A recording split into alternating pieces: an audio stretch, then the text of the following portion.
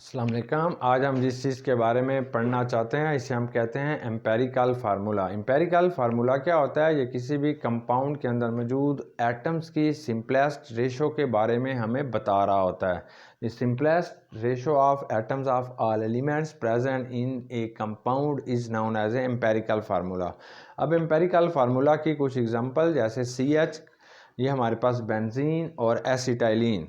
CH2 ethylene आएगा, butene है cyclohexane, CH2O formaldehyde, glucose, glyceraldehyde और एसिटिक एसिड की एग्जाम्पल होती हैं।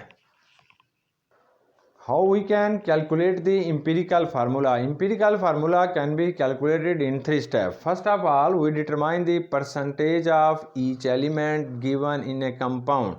Second, we can determine the mole ratio. How we can determine the mole ratio? Percentage of each element is divided by its atomic mass. Third point is that calculate the atomic ratio. What is atomic ratio? Least one value is divided on all. For example, हमारे पास एक question है that contain carbon, hydrogen and oxygen.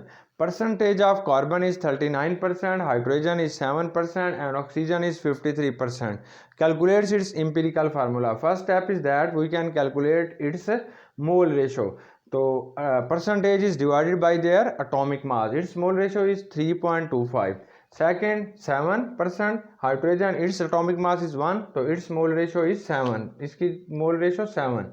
In case of oxygen, its percentage composition is 53, but its atomic mass is 16. Its mole ratio is equal to 3.33. Now least one is divided on the all. जो सबसे कम कीमत होगी सब पे divide कर दें. 3.25, ये 7, ये 3.33. 3.25 को हमने सब पे डिवाइड कर दिया. It's equal to 1, it's equal to 2, it's is equal to 1. So its empirical formula is a CH2O. That is the simplest formula.